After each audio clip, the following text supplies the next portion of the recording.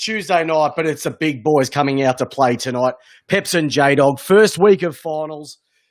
Let's get into it. No stuffing about. No stuffing about. We've done that for 23 weeks during the season. It's time to get down and dirty. Big fella, more importantly, before we start, thank you very much.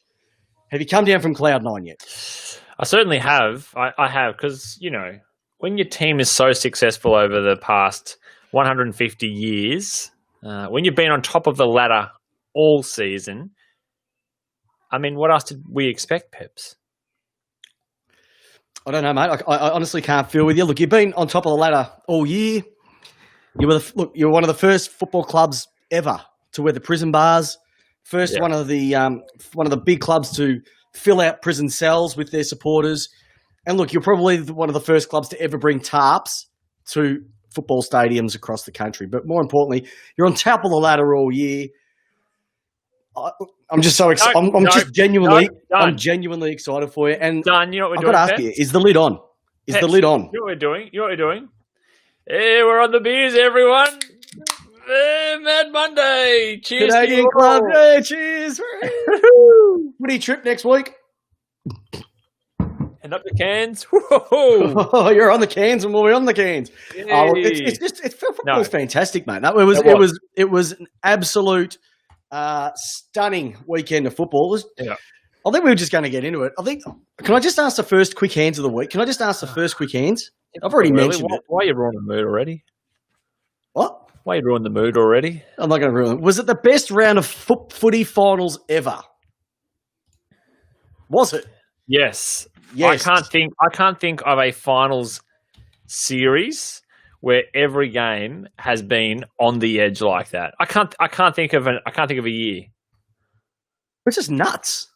It was absolutely nuts. Yeah. And you know what?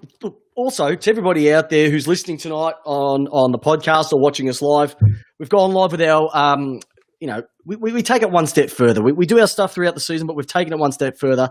We have had a bit of a logo adjustment. We've just tried to funk it up a little bit. We've got the ground of the MCG there, a bit of red footy. That's what it's all about. So as we're funking it up, the finals footy's funking it up. I could not turn off the TV all weekend. Yep. It was awesome. It was good. It was really good. It was awesome. Mind you, though, and I reckon there's going to be maybe a couple of Collingwood supporters who are going to bring this up. We're getting this one out of the way quickly, all right? Mm-hmm. We got that one wrong. Pretty big. Did I get it wrong?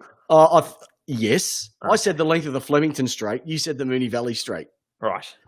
Still, we thought it would be an absolute mauling. We thought it'd be Saturday afternoon. Though I had a feeling that Collingwood were going to do it, but at the time, and this is recorded on a Tuesday, I thought that Collingwood were no chance. They had no chance whatsoever. I thought it was a waste of time. Mind you, we weren't the only couple of people out there in the community, the AFL community, that said that they wouldn't win. A lot of people said that they wouldn't win, but they came out and did it. So I reckon what we might do is we can do this one of two ways. Do you want to start and work our way back, or do you want to start with you and work your way forward? What would you like? Let's start on Saturday night. Let's start on You want to go Saturday night? Well, we have to. Why do we have to go Saturday night? Because there's no games on Sunday. Let's go with Saturday night. It was a big weekend. Let's be honest. It was a massive. It took me a day to come down from that. Look, I'll be frank. I didn't watch the first half of the game, the Collingwood West Coast game. Okay. Just doing things around the house. I'd watched 3 games of football prior to that, and honestly, I thought it was going to be over. I thought it was going to be a shellacking. Yeah, it got to a point that you can only flick the score so many times and say, something's not right here. Something's not right. What's going on? Can't West Coast win it? And if you think about everything that was going on in that particular game, that they should have smashed it. They should have. And they had the home ground advantage. I think there was only like 1,000 Collingwood people were able to get tickets for the game. Yeah. They didn't have to quarantine anywhere. They weren't in trailers. They weren't in caravans. And what they served up was atrocious. And Collingwood, look, we both give Collingwood a fair bit of stick. I give them because I just don't like them. Yeah. Probably because I'm jealous of their success, let's be honest. You don't like them because they stole your jumper. They were sensational. And can I just say, there was one thing. There was one guy. There were two guys, and it was bookending at the ground who won that game for them. The first one was the first quarter. Now, we know the big yank wank Mason Cox had done nothing since that preliminary final where he destroyed Richmond. One good game, yep. One good game. He has come out and absolutely dominated that first quarter. Yeah. Smashed it. You know what he was? He's on fire! He was on fire, NBA Jam style. That's how good he was. And he was clunking them. Yeah. 3 disposals, 3 goals, a bit of this, and he set him up. And then we go down the other end, last quarter. The game is getting tight. It's getting squeezed. A guy that we've spoken about many times. I would love to have him on my team. Brody Myercheck. He's on fire! He slotted an absolute perler. Did you see the one on the left running away, like sort of running towards the pocket, and he's just slotted on the left? You mean the pass? Oh. You mean the pass? No, the goal he kicked. No, the goal. It was a pass. Oh, mate, it was like looking in a mirror. Circa 1994. He looked in towards 15 out of the pocket. He did not mean to kick that goal, that dart, 50 Mate, metres that was out. a dart, and that was a ripping dart. It was a good kick. It was a ripping kick. It was awesome. I loved it. And just to see, then De Goey kicked his.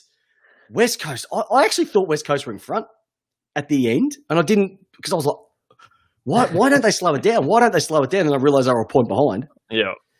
But, geez, it was a cracking game. And Taylor Adams, your last couple of minutes, what you did, just your groundwork, smothering work, he played a blinder of a game as well. He's one guy that I don't think gets as much kudos as he deserves. Fair enough. Did it say more about Collingwood, or did it say more about West Coast? What do you reckon, listeners? Leave a message on the chat. Leave it on the Facebook page. What do you think?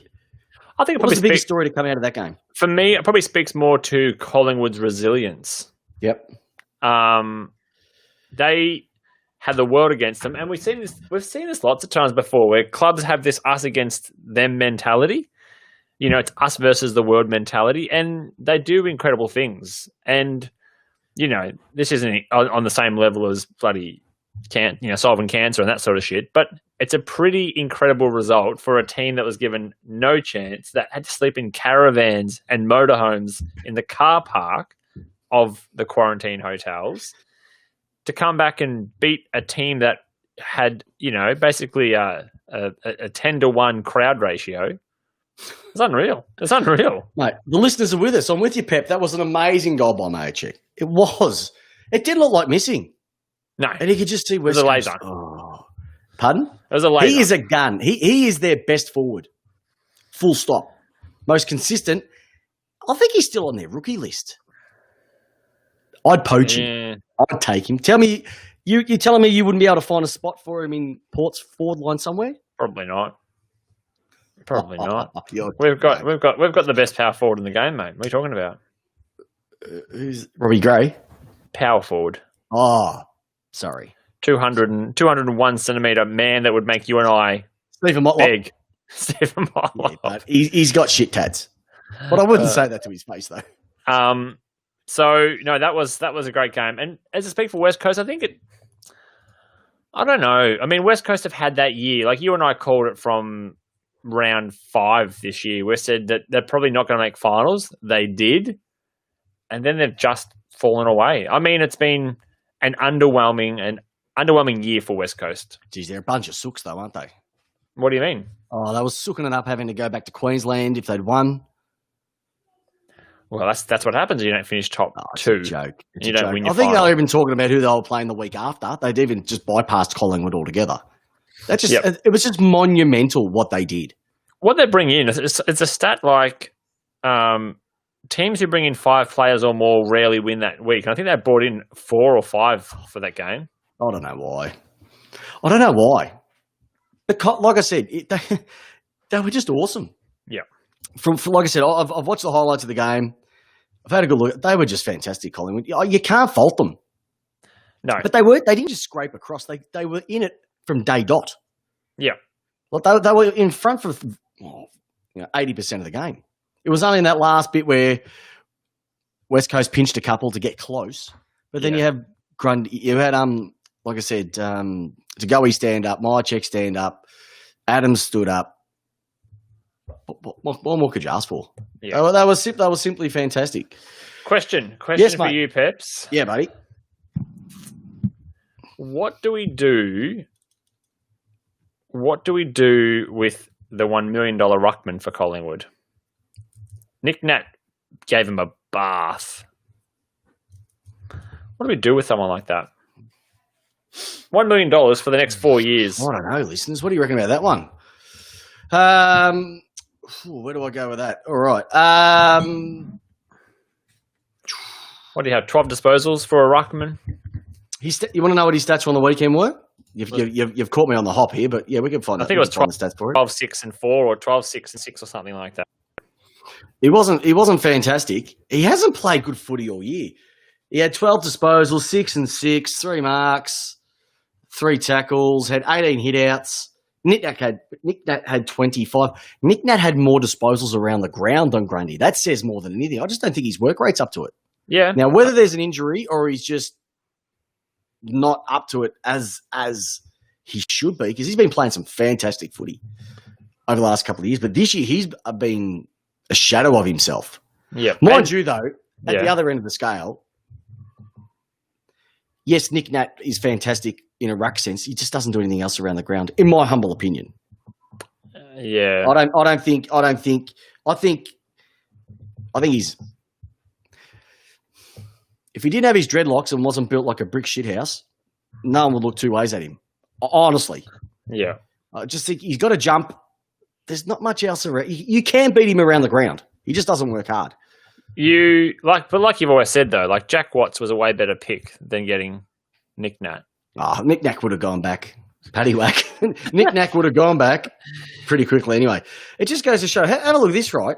Mm-hmm. Nick Nat had 273 metres gained. And you know metres gained is one of my pet stats. What's his name? Grundy only had 48. Yeah. So he did nothing with his disposals. Yeah. If not, they all went backwards or they were handballs. And that was Grundy's MO for the last 3-4 seasons before this. He was the additional midfielder who could ruck as well.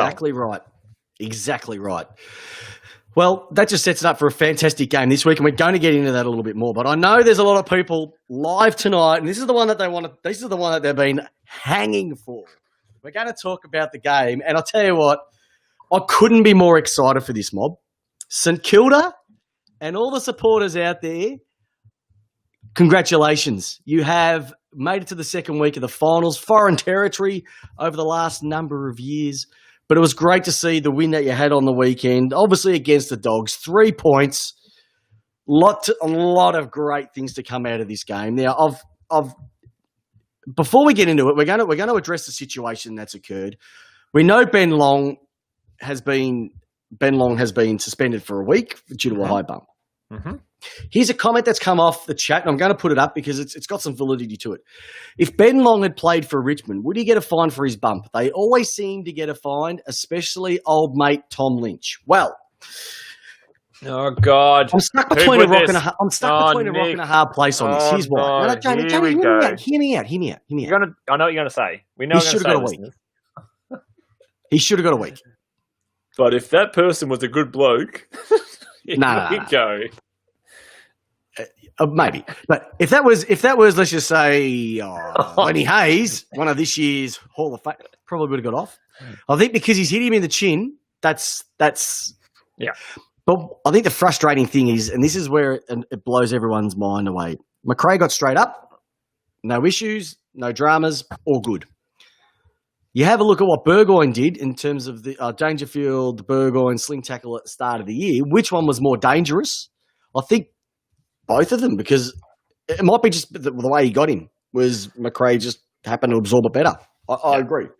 Should he get a week? Yes. The head is sacrosanct. Did he choose to bump? Yes. You know you're not supposed to do that. That's the risk that you run. That saying, though, if that was, you have a look at what Cochin did in that preliminary final against Cornelio. One guy ends up with a buggered cheekbone. So, look, I know you can have a bit of a whinge about it. I get it, but Too bad. Yeah. Too bad. Can't do anything about it, right? Well, so I know you're not going to be playing with it. You're not going to be playing with him this week.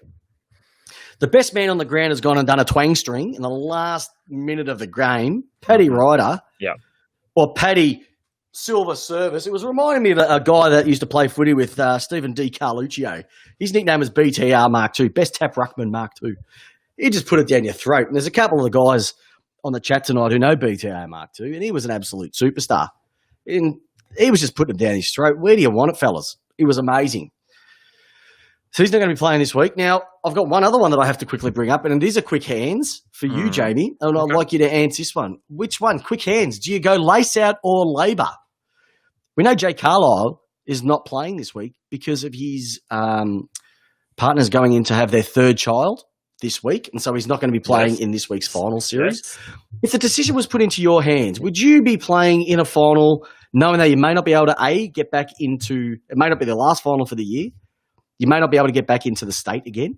Or do you go down for the birth of a child? Yes, they are important to you, but it's your third one. It's like Star Wars. The first one was the best. The second one was, even better. The third one, Like, you've already seen two of them. Why do you need another one? Your decision. I am always a family first. Yep. So birth of your child, I went through one. That was pretty bloody awesome. If there was a second and a third, I'd still want to be there because it's still amazing. No, and you're exactly right. They certainly are. But this is my paycheck. This is what I do. This is what your career is based on. Yeah. This is why you're having your child in a private, not a public hospital. Okay? Grand final. No. Grand final, maybe I'd consider it. This is a grand final. You lose, you're out. Yeah, but you know what? It's a final. Like if St Kilda are as good as they say they are with that young list, they'll be there next year. But they've got two key injuries already. Yeah. So one injury, such as one being life. rubbed out. It's just the third one. If they bring one more in, the law of averages are going to go down. Ain't going to be too flash. Such is life. Such is life. Yeah, okay, such is life. Too bad. Look, what I will say though is St Kilda, you were fantastic in what you did. The quality of that game, both teams, was awesome. Yeah. Loved it. Do you reckon? No, I'm going to ask you a question. Sorry, mate. I'm going to ask you a quick hands. Yep. Whilst Peps, that might have been exciting to see that game. Yep.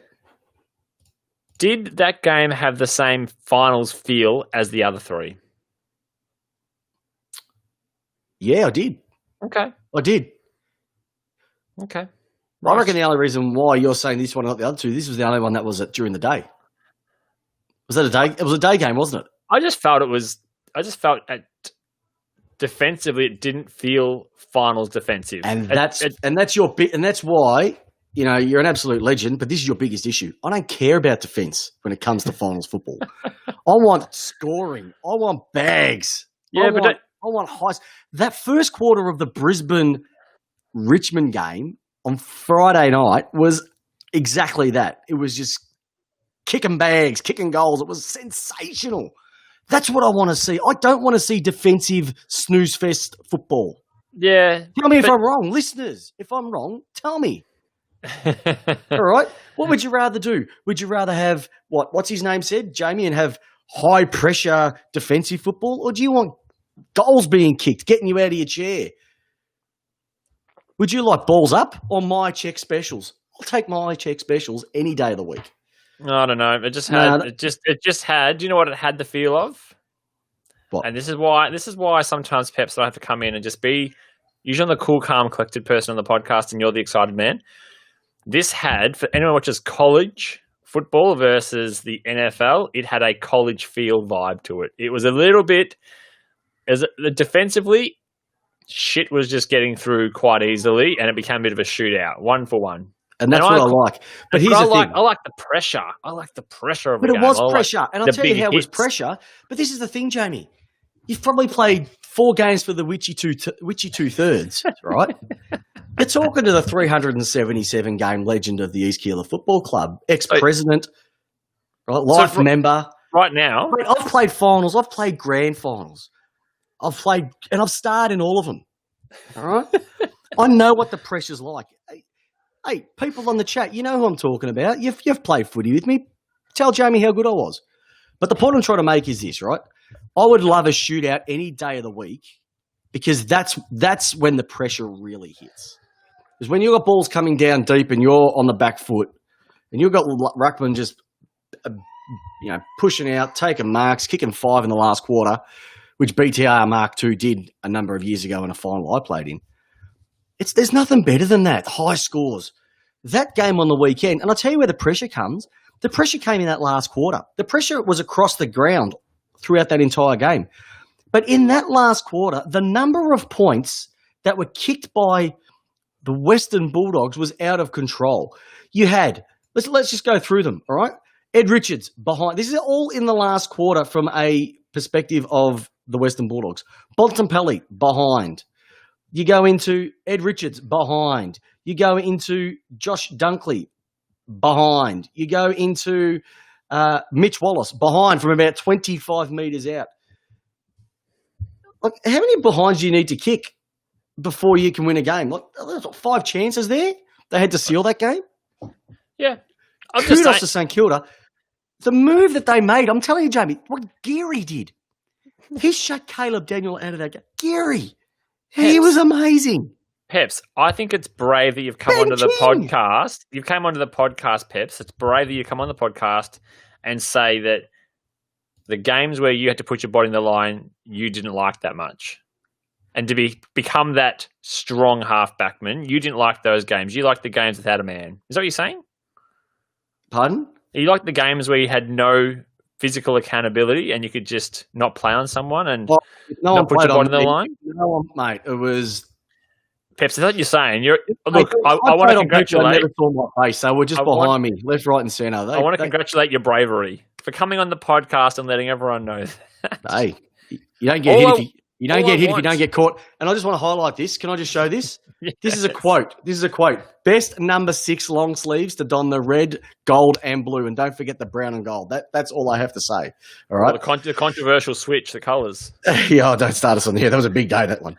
All right. But now one guy I've said is fantastic is Max King. Yes. No, I've actually said Ben King is the better one. Max, he was sensational on the weekend. He was sensational. He was. And I'll give kudos where it's due. He was brilliant. Yeah, he was good. The forwards up there, Geary, Membry, King, sensational. I just need them to do it this week as well. Height, Peps. All about the height this week last week for those guys. Yeah. They were tall and they all took marks. And well, the Western Bulldogs don't have a tall forward line. Back line, yes. Or a tall forward line. Yeah, both. None of them stood up. Caleb Josh Daniel. Bruce didn't stand up. Did Josh Bruce play? Yeah, he did. Oh my God! No, they were sensational. Tim Membry took 9 marks. Yep. Like he was just everywhere. Hanbury probably played his best game for the club. Full stop. Yep, he had. Yep, Paddy definitely had just a performance that we know Paddy can have. It was interesting. They said on the weekend that Tim English is going to be a fantastic ruckman for the Doggies, and I agree with the whole heart. I think he's going to be an absolute star. Yeah, but he's just not big enough at the moment to take on the monsters. What is he? Doggies, 21? the Doggies need a monster. I think he's 21. I've got a monster. I've got a monster. Braden Pruce. You can have him. You can have him for a late first rounder. Now you're starting to sound like your neighbour down the road, Dodoro. What? Who? Your neighbour down the road, Dodoro. Oh yeah. Nah, Lester Ellis is my neighbour down the road. I've got some stories to tell there. But the Saints were just sensational. They were brilliant. The Doggies kicked themselves out of that game in that last quarter. They should have pinched it, and they just weren't able. And that's what I'm saying about the pressure side of things. Is that the pressure doesn't have to be physical pressure. The game's won above the shoulders, and they lost it above the shoulders. Yeah. So, fantastic for them. That was the win. Other than my own team winning, that was the win that I was probably most excited about. Was St Kilda winning a final? Yeah, I thought that was brilliant, and a reward for a season that they have been pretty bloody good. Even though they did slip from top 4 down to the 6 and just ended up making it in, or not just, but were in that battle to win a final. That's freaking awesome. Look, I will say one thing. The messages are coming through thick and fast. Dougal Howard. Yes. Out of all the recruits that you've had, I reckon he's going to be your best. He's going to be the one I reckon that's going to stay around the longest because Hanbury, there wouldn't be much left in him. Yep. Ryder, not much left in him. Yep. Howard, Carlisle. Carlisle, not much left in him. Jaron Geary. Not much. I reckon you got it right with Dougal Howard. Absolutely. I'm still shattered about it. Nick, as a Port Adelaide man, I am still shattered about us losing Dougal Howard. That's the one that hurt the most. Look, it's coming through everywhere. Dougal Howard, Dougal Howard, Dougal Howard everywhere. Everyone loves the Dougal Howard. Dukes, we love him. Everybody loves the Doog. Yep. Butler. Yeah, he didn't do much on the weekend, Buzz. I'm sorry, mate. I don't think he played that good of a game. Yeah. I know you're a big fan of him. I reckon it's because I think you're just jealous of his hair, Buzz. I know what you like, my friend. Rightio. What about the Western Bulldogs? Where does it leave them? They've, since the 2016 grand final, they missed finals a couple of years. They've been bumped out of 2 elimination finals back to back. Yep. Where does it leave them, you think? I think it leaves them in the exact same position as last year. Like the same holes in their game and the same holes in their positions are still there. They haven't addressed them. They haven't got height. You go. No, sorry, go for it. They haven't got height. They need to fill that. They need to fill a centre tall tall defensive player. Their forward structure is just an absolute nightmare. Like, can you imagine trying to be a lead-up forward in that structure when it just comes in haphazardly? Like, there's no patterns. You've got Wallace up there who's just scrounging around like a tip rat trying to jump on anything, and he's been exceptional this year. He's been exceptional for them. But tell me how a forward could work on that structure. A forward works on, watching the play, reading, and then leading and forward. How could a big forward, put their body in position to take a mark and become that centerpiece that clubs need in that structure? Well, Bruce has been an utter failure for them this year. He's cost them a pretty penny and has done nothing.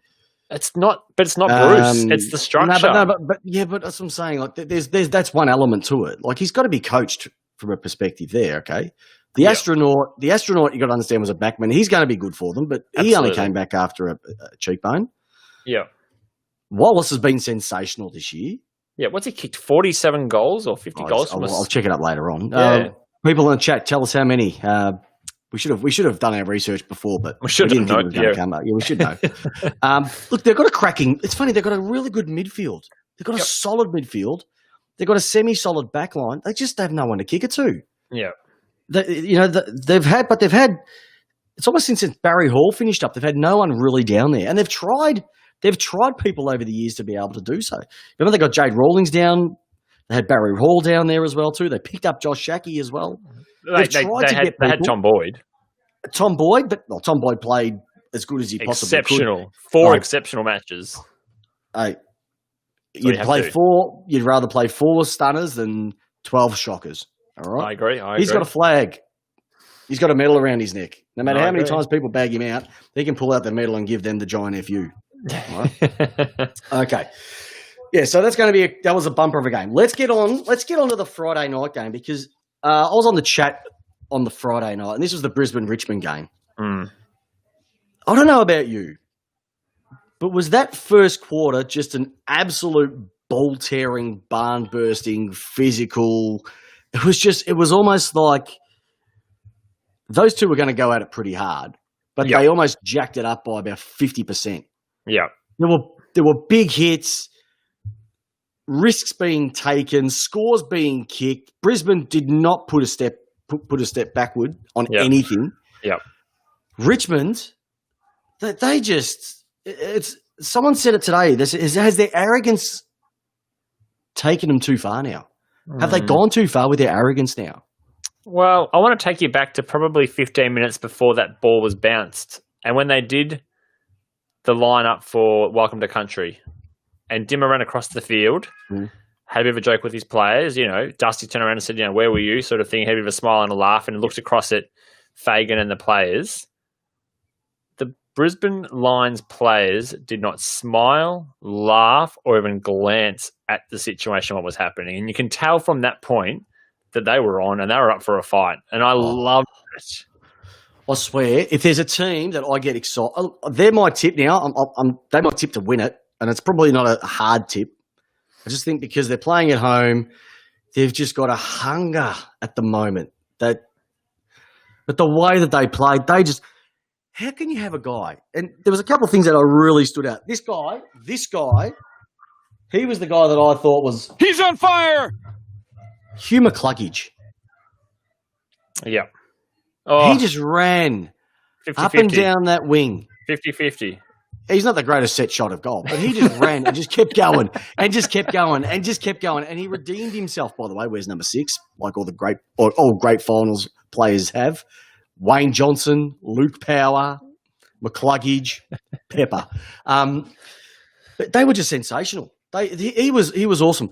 Another one that I thought was he just got me excited was Hipwood.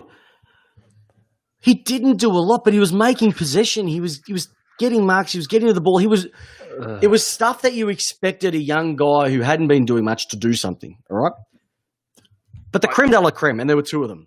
Harris Andrews, he taught Jack Rewalt a new one.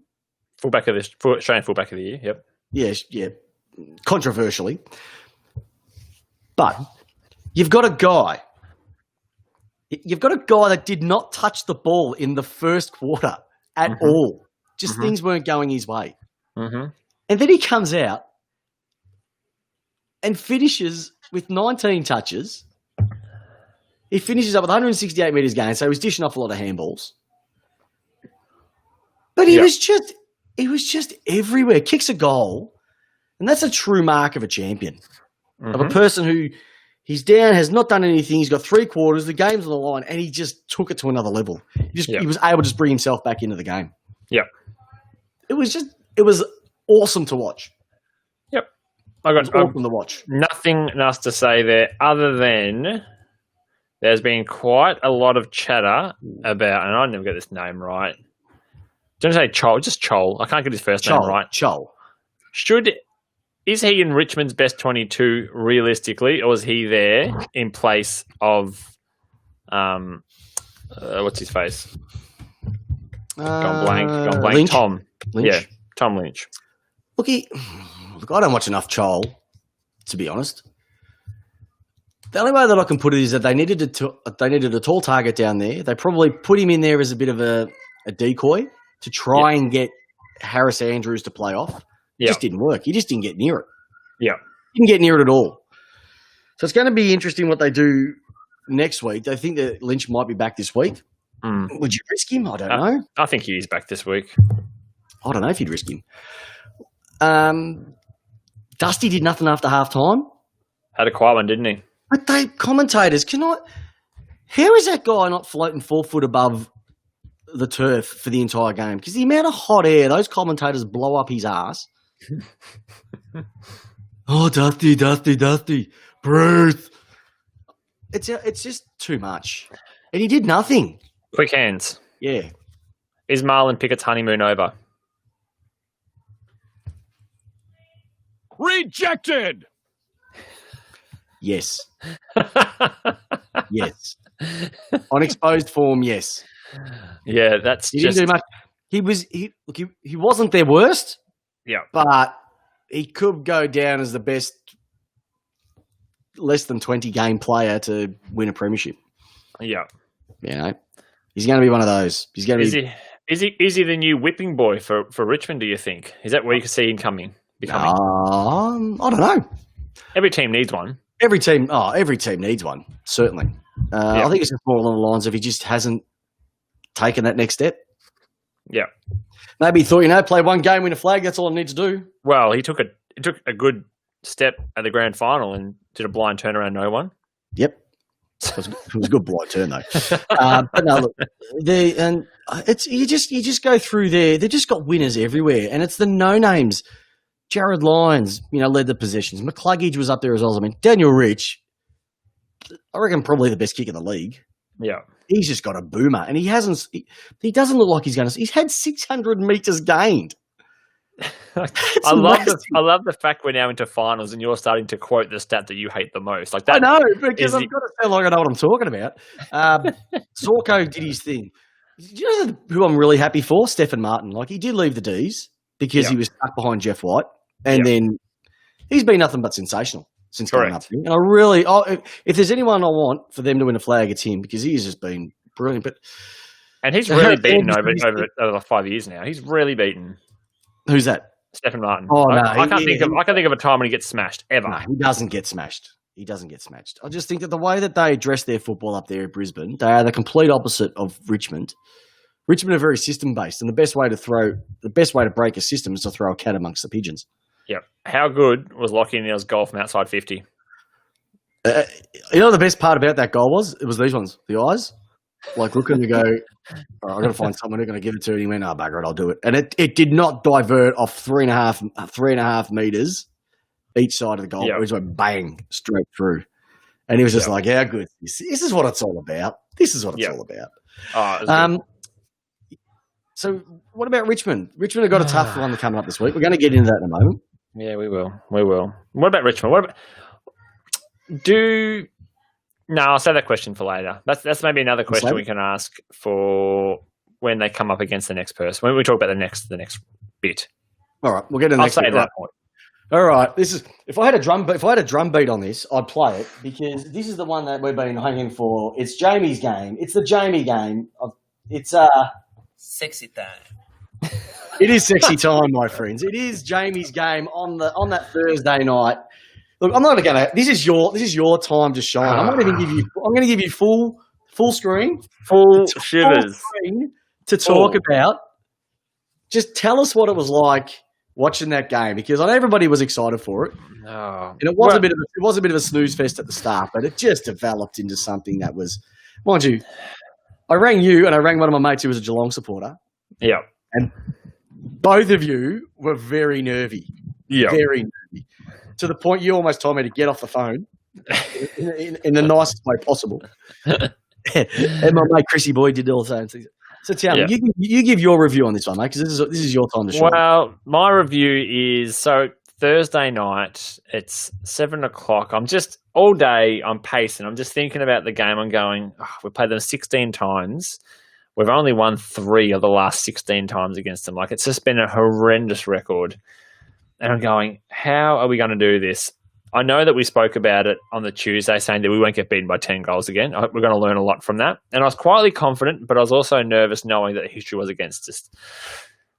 Then what happened was just a game where it was so tight and so congested. And what it was literally a game between two halves. You had two really good defensive teams. And every time Geelong kicked a goal, I was sitting there on the end of my chair going, this is it. This is where we're going to get go. When they got a mark, when Tomahawk marked it within the first 15 seconds inside the first 15 seconds of the game inside the 50, I'm thinking, shit, here we go. Another Tomahawk off the chain, 10-goal loss coming up. What I absolutely loved was our third quarter. Came out, got a 21-point lead, and I was comfortable. I was comfortable then, and then Geelong came all the way back to within a kick, and I'm going, oh no, we've got ourselves a moment here, like Luke Shuey in West Coast. Like, we're going to lose this with a kick at the end of the game. It's going to be Tomahawk who's going to finally slot a goal. Now, I had to just sit there, and Peps, you know, when you sit there and your team wins a final, then all of it comes of it. You watch in the last 10 years. I've only seen it twice, but yeah, I know what you're coming from. You watch the end of game. You watch both press conferences. You watch all the football shows that week. I was sitting there at 12:30 at night, and I had to pour myself a bit of a decaf coffee because I had to just wind down from the day. I was so jittered up that I had to just wind down, and it was the best. That was one of the best wins as a Port Adelaide person, to go straight through to a preliminary final. Like, that's the best. Whether we win or not, that's fine. I'd love to get there and be a win, because I think less than a grand final this year is probably unders for where we've been playing. But to just be in finals again and to see us beat Geelong was reward in itself. So that was my grand final almost. You know what it was for me? What's that? What just goes to show is you were a better team across the board. Mm-hmm. Your young blokes, the ones that you've brought in over the last couple of years, I know they go on them about, but geez, they bring some spunk to your group. Like they've just slotted in. Yeah. They're like your favourite pair of shoes. They just feel good. Yeah. Butters is a gun. Like one of the comments has come up. Where it was one of the best moments was when Butters smashed into the contest, fed out the handball, led to a goal. Yeah, absolutely. All those sorts of things. They're the thing. It doesn't matter about possessions. No. It matters what you do with them. Yeah, and he's skittled 2 experienced players. Like he's not just I reckon he'd be probably 72 kilos wringing wet, and he took down 2 190 centimetre defenders to make a contest, which then turned it into a 14-point lead to Port Adelaide in the last quarter. Like that's Geelong were coming, and that's the sort of stuff that those young group of players, that 3 that we talk about, which is Dersma, Butters, and Rose, that sort of stuff, even though he's not the biggest, he's not the most skillfulest, he's not the highest wrapped player, he was the one that Ken said that Robbie Gray wanted you at this club. And what an absolute masterstroke. Because he, out of all those 3, is probably the one that is going to lose his head in a contest. Like, he is just so tough.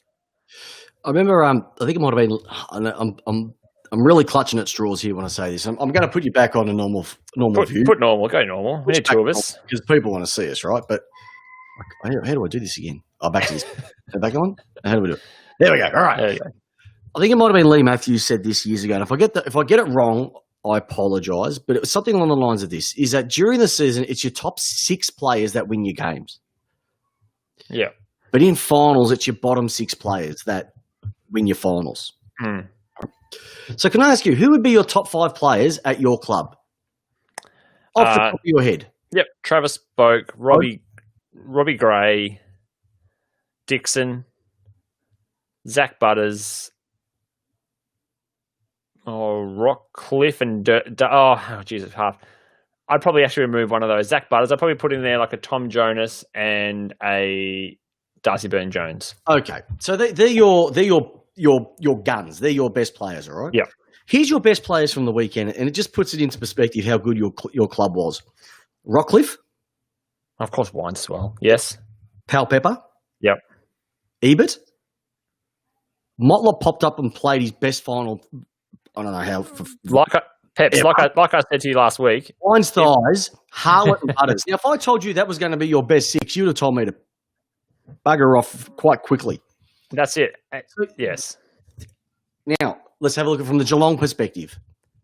Parfitt, Selwood, Dangerfield, Guthrie, Duncan, Taylor. Now, if I asked a Geelong supporter who their best 5, I reckon Selwood, Dangerfield, Guthrie, maybe Duncan would have been in there, probably thrown in an Ablett, maybe a Menangola this year. Yeah. But it just goes to show that Geelong rely on their top-tier talent way too much, where you spread it across everybody. I think Brisbane are very much a similar boat. They're able to spread it across a lot more. Yeah. Collingwood, probably not as much. I think St Kilda spread a lot across their bottom group a bit more on the weekend.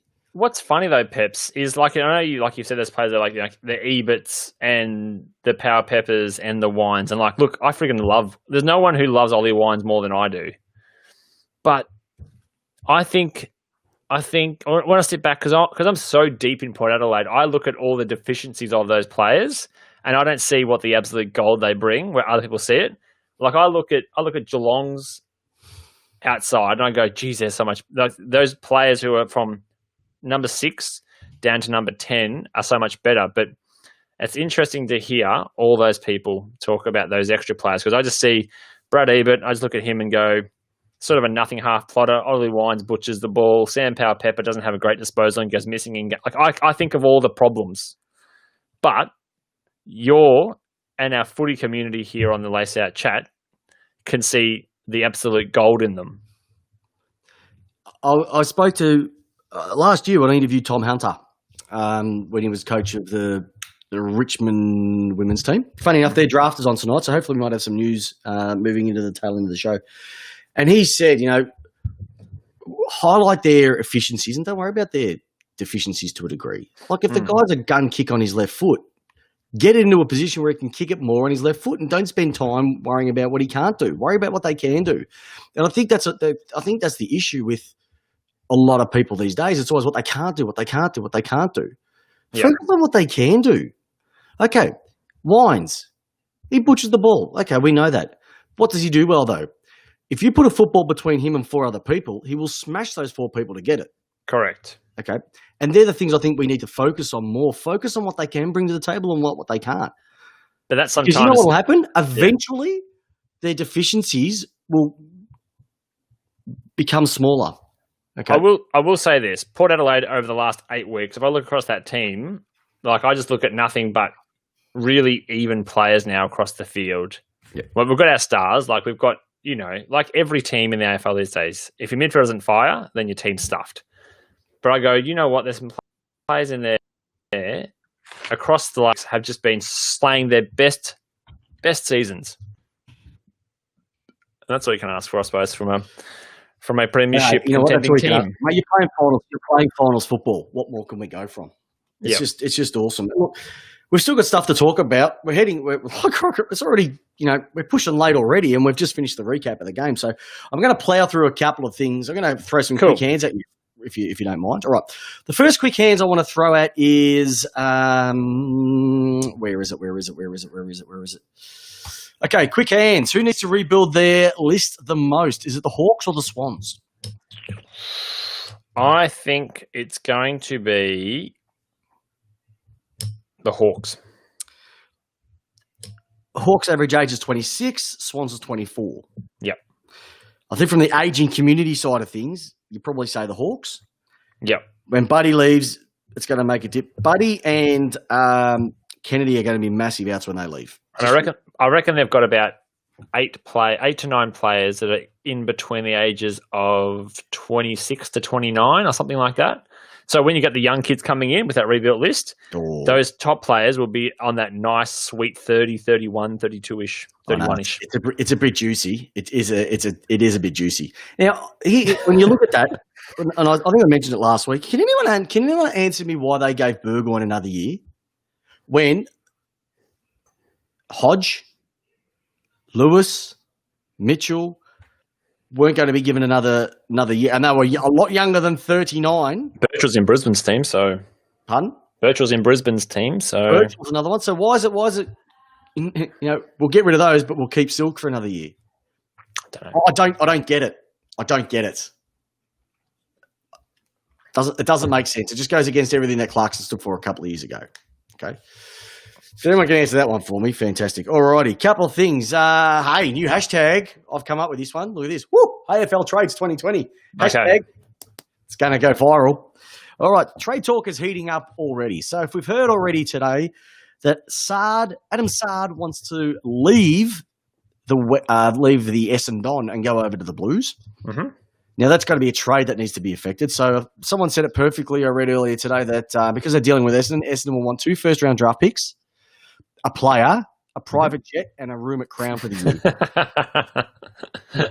So something's going to have to happen there. Yep. The rumour is, I don't know where this one's coming from, Clayton Oliver to the Blues. Have you been hearing this one? Clayton Oliver to the Blues? Yeah. I did hear that. But apparently it's been told, apparently he's signed another contract, hasn't he? Yeah, he's up for next year, but why would you want to go to Carlton? Yeah. Rocky Hunter to the Blues, apparently. Carlton are also targeting another forward. John Coleman will be going to the Blues. Apparently, Teague is in a little bit of changer. They're contacting Norm Smith to join the Blues as well. Their president is in a little bit of difficulty, so they're trying to lure Julius Caesar to come over to the Blues. And we know that their fitness and medical staff have not been that good over the last number of years. Apparently, they're trying to bring in Jesus Christ to solve all their medical issues as well. Too. Who isn't going to Carlton this year? Is Carlton the new Collingwood? I don't know. Well, they've got Zach Williams. They're going over there, and then they've obviously got Sard wants to nominate to them. Yep. Oh, I don't know. Carlton just seem to be the hot club at the moment. But they're not. Oh, they are at the moment. Listeners, viewers, do you think they're the hot club? Tell me if it's a hot club. Yep. Okay. Jackson Haley's on his way out. But, another one. Oh, I was about to say that. Jackson Hartley, he was on the way out too. He wants to go down to North. Rosie Fantasia wants to go back to Adelaide apparently as well too.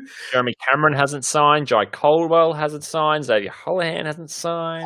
Harry Himmelberg is still available as well. I've got a bit of a sneaky suspicion the D's want to go to Himmelberg. Ben Brown, we spoke about him last week. Now Higgins, who's going to – the only thing going to be left Kangaroos, the Kanga Casino might have to get a Guernsey.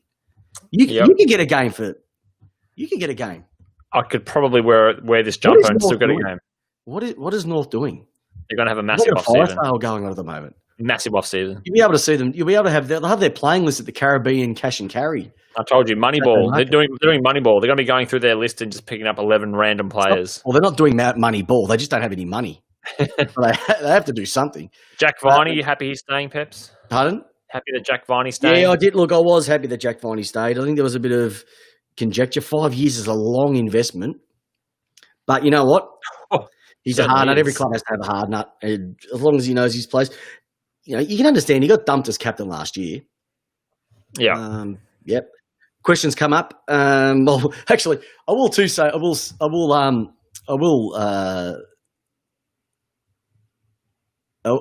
this is just the type of, we have great listeners on our community, but then Pep wouldn't think of these things. He's an idiot. I just think that's jealousy. And this is coming from the same bloke who in the same sentence says, Lucky Hunter will not go to the Blues. I bet my left not on it. I only have one. It's probably because it's in his wife's handbag. That's why. Peps, don't get personal with their listeners. Come on. Would I take stuff? If they have a shot at me, I have a shot at them. I went to school with him too, so it's okay. Would I take Ben Brown at the D's to help Wiedemann out? Yeah, I think that's what we're missing. I think we need another tall, solid defender to just take a bit of pressure. We saw, I don't think Tom McDonald's up to it, to be honest. I can't understand. Can we do some listener questions that came through? I was saying, I don't know if you wrote them down, but I'm going to go through them. No. I think Nick asked a question about where's Bont's best position. I actually wrote back. I actually think that on ball, but he needs to push forward more. I don't think he pushes forward more. He's a big unit. Do you think if they get a forward, say for example a Ben Brown, will he need to play forward as much, or can he stick to the midfield where he's really needed in that place? See, there's the issue. Like good premiership teams have midfields that deep. Yeah, and you need teams to be able to then funk it up in the middle to catch the opposition out. Now Richmond have done it with Dusty. Dangerfield will do it with Geelong. Do it with Dangerfield. Yeah. So why can't you throw him down there? He can take a mark. Yeah. At the moment, though, it only just takes away from their midfield. As soon as Bont's gone, then the midfield just goes to water at the moment. Yeah, but variety is the spice of life, my friend. They need to funk it up a little bit. Is that aisle 24 I buy that from? What's that? Variety? Is that a spice I can pick up? Where can I get that from? Yep. Can I grow it? Yep. All right. Hey, Peps. Actually, I've got a note here, Peps. Let me just quickly go through my note here. Ask Peps how his team went this week. Peps, how did your team go this week? I heard they did really well on the Gold Coast. All right, okay. Yeah, they were hitting the bars front and centre. Oh, sorry. No. It says finals only. Sorry. Sorry, Peps. I just took that one off. Yeah, Thank you. Good attempt at being funny there, my friend. Can you believe that? Just before, actually, let's talk about the games coming up, because I think we need to have a bit of a chat about this, because this is something that I think is going to be massive moving into the games coming in for the next couple of weeks. So let's get into it. Alrighty. So after this weekend of footy, this is what happens. So Port Adelaide and Geelong, obviously Geelong moving into the first semi, Port Adelaide having the week off. So it means you're only going to be playing something like one game in 3 and a bit weeks. Yep. Are you worried about that? I would be if I was you. Well, you just got to go with it. So no. Obviously, West Coast are out. Collingwood are playing Geelong. That's going to be a bit of a belter of a game. And then you've got Richmond taking on St Kilda this week as well. And then with the Brisbane Lions having the week off, obviously, to move into the grand final. So let's have a look at the upcoming weeks as we speak. Rightio. Cool. So we've got week 2 of the finals happening this week. Friday night at Metricon Stadium. Tigers home away from home. 7:50 Friday, October 9, Metricon Stadium. Who do you think is going to take that out, and why, and by how much? I think it'll be the Tigers because they've had their asses smacked over the past week, and it's going to be less than 2 goals. Yep. Less than 2 goals? Okay, well, I reckon it's going to be a lot. I reckon St Kilda aren't going to get close to them, unfortunately. Okay. I know that. Look, I just think you're going to lose your ruckman, who was your best on ground last week. You're losing your centre half back, and you're losing a guy that's been playing really serviceable football all year. You can't just replace that. You can't just turn on confidence with the tap, mate. You just can't buy it. You can't buy that in any aisle, my friend. So I think Richmond are going to learn from last week and then be taking your mob on the week after at Port, which Right. I'd be starting to pack some darkies if I was you. And then on the Saturday night, this is the one I think. First semi-final, 7:40 Saturday, October 10. Happy birthday to my amazing daughter Maya on October 10 at the Jabba the Hutt. Cats versus Pies. Who takes that one and why? I am going to go Collingwood because I love to see Geelong lose. Like, I just love it. And I love to see straight sets out again because nothing makes me smile more than seeing Geelong go exactly out. the same way, my friend. I'm exactly the same way. I hope Collingwood win this for 2 reasons. So they get their confidence up the week after and get absolutely pantsed by Brisbane. Yeah. But Geelong are going to do another Sam Stozer. For how many years straight now are they going Stozer-like? My wife's a Collingwood Straight supporter. Straight So that will keep the house happy for another week. Well, now, just our friend, we haven't seen him for a few weeks. I'm not too sure why, but it's good to have him back on the chat. Is the great man Lee Mack. He's got a couple of things that he wants to point out. He reckons the Tigers are a good bet at 40 plus at 360. He reckons they're even better at 60 plus Tigers, 950. Very, very tasty. I can tell you now that I had a multi last week. I got 8 legs, missed out on one. You've done it again, Pez. 7 points. Missed out by 7.5 points. Richmond, useless. They keep costing me, Richmond. Here's a tip. Don't put Richmond in multis. They're useless. They keep stuffing you up all the time. Alrighty. So that means the week after is simply going to be first prelim at final, 7:50 p.m. Friday, October 16. Port, your mob, get the first crack at it. and then the Saturday night game. Some cracking finals coming up, mate. Imagine Port Adelaide, Richmond, Brisbane versus Geelong. Oh, it's gonna be good. It's gonna be good. Either way, I've got family members who are Tigers. I've got family members who are St Kilda supporters. Yep. Like, either way, I'm absolutely wrapped, and I cannot wait for this season to be over. Yep. And go from there. But whilst we've got Lee Mack on there, Lee Mack, quickly, Ocon is taking a bath to Ricardo at the moment. Ocon is taking a bath. Can you talk about that on our child podcast, Burnout, which is our Formula One podcast? All right. Hey, a couple of quick things before I finish up. Okay. Did you know that Cade Simpson has played in 215 losses? I did know that. Did you know who's second? Who? Nathan Jones, 198 losses. Oh, shit, that high. 98 wins. Yeah. Oh, that's if. By the way, people are asking me, what do we think of the contract for Sard's going to be? Mm-hmm. Apparently, it's 5 years at 876,000 a year. So 5876 is the number. Funny enough, that's the exact same number of days since Essendon last won a final. Just imagine they picked up Sard for that money over 5 years. That would be the best. Oh, look, it's just going to get better. I can't wait for next week. I can't wait. I tell you what, the chat has been flying tonight. Everybody's been on there. You've been awesome. Everybody listening to this on Spotify, iTunes, etc. You've been amazing as always. Yep. Rounding it up, your tips for this weekend. Who are you going with? I'm going to go with Richmond and Collingwood. I think I'm going to go with exact same with you there, my friend. So, hey, look, everybody who's tuned in, you are an absolute superstars. We've only got 3 weeks of this great game left. Actually, a couple of things. The Chad apparently came third in the Hawks B and F. Fantastic to him. There's a little plug out to Caleb Daniel winning the B and F for the Doggies, which is apparently they had to get a milk crate to put behind a lectern for him to be able to make his acceptance speech. There's another one, Peps.